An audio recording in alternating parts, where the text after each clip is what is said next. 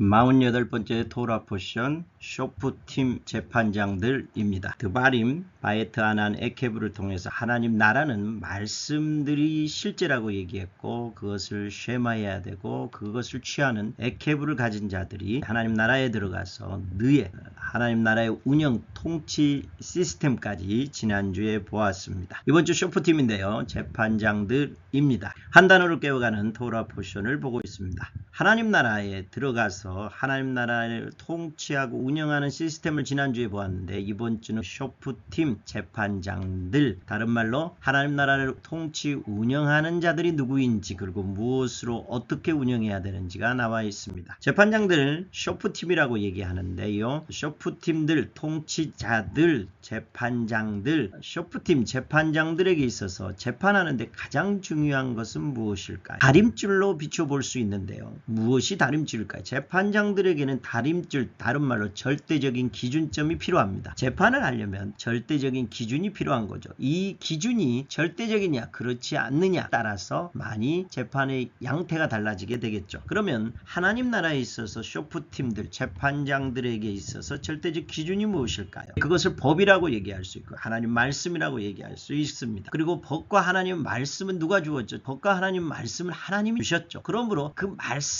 뒤에 하나님이 계시는 거죠. 절대적 다림줄, 기준점은 재판장들에게 있어서 그에게 있어서 하나님의 말씀, 하나님이 어떤 분이냐에 따라서 그의 재판의 양태가 달라지게 되는 거죠. 그래서 이 다림줄을 무너뜨릴 수 있는 게 뭐냐면 다른 신을 갖게 오면 다른 신을 섬기게 되면 하나님의 절대적인 기준이 무너지죠. 그래서 16장 21절 첫 번째 여호와를 위하여 쌓은 제단 곁에 아세라상을 두지 말라. 하나님과 다른 어떤 것을 겸하여 섬기는 것, 하나님의 절대적인 기준을 손상시키는 다른 신을 겸하여 섬기는 것을 절대적으로 싫어하죠. 그래서 여호와 곁에 다른 어떤 것이 들어오면 재판관들은 무너지게 되는 거죠. 그래서 다른 신을 섬기거든 끌어내어 돌로 쳐 죽이라라고 얘기하죠. 왜요? 하나님의 말씀, 하나님 외에 다른 것이 들어오므로 그 기준점이 무너지기 때문에 재판관들이 하나님 나라를 통치를 제대로 할 수 없다라는 거죠. 다림줄은요, 기준점이라고 얘기하는데 하나님의 말씀, 곧 하나님 자신이 됩니다. 이것을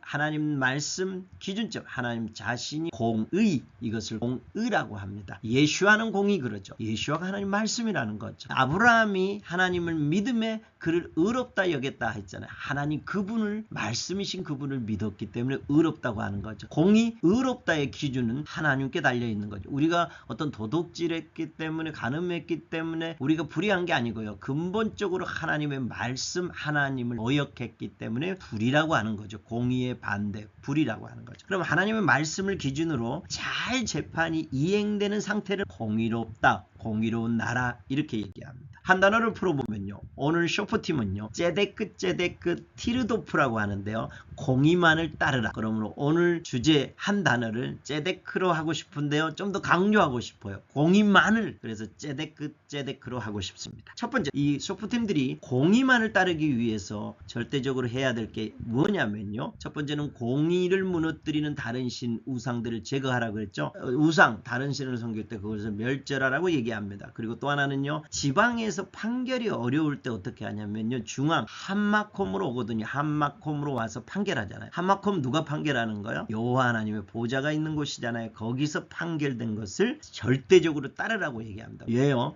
절대적 기준인 하마콤에 계신 여호와의 보좌가 있기 때문에 그렇습니다. 쇼프팀들이 또 변화가 일어나는데요. 첫 번째 쇼프팀은 레위 제사장들이었어요. 그리고 중앙에서 재판하게 되는데요. 이들이 사건을 처리하는데 더딜 때가 있고요. 각 지파와 중앙 쇼프팀 간에 어떤 불신들이 일어날 수도 있죠. 그래서 어떻게 하냐면 사람들이 지나면서 신속한 처리, 강력한 쇼프팀인 왕을 구하게 된다. 그런데 왕도 똑같아요. 그에게 있어서 절대적 기준은 뭐냐면요, 그가 왕위에 오르거든 이 율법서의 등사본을 기록하여 평생에 자기 옆에 두고 읽어 이 율법의 모든 규례와 모든 말과 규례를 지켜 행할 것이다. 결국 왕도 쇼프팀인 일종인데요. 쇼프팀으로서 해야 될 것은 하나님의 말씀이 기준이 돼야 된다라고 얘기하죠. 그리고 또 하나는 가증한 행위, 무당이나 점쟁이들 다 제거하라고 해요. 왜 사람들이 무당이나 점쟁이를 찾아가요? 기lum, 또 일상에 일어나는 사건들을 쇼프팀이 해결하지 못한다라고 느껴질 때 자기의 운명을 알고 싶어도 가잖아요. 그걸 제거하라고 얘기하죠. 그럴 때 그 역할을 할 선지자를 요구하죠. 그래서 또 선지자라는 쇼프팀이 하나님이 나중에 요구가 되죠. 이럴 때 내 하나님 여호와께서 너희 가운데 내 형제 중에서 너를 위하여 나와 같은 선지자 하나를 일으키리니 예 엘리야가 될 수도 있고 세례 요한이 될 수 있고 궁극적으로는 예수와를 얘기하죠. 그리고 내가 그들을 형제 중에 너와 같은 선지자 하나를 그들을 위해 일으키고 내 말을 그 입에 두리니 선지자들도 마찬가지죠. 많은 선지자들이 일어나는데 이들의 기준점도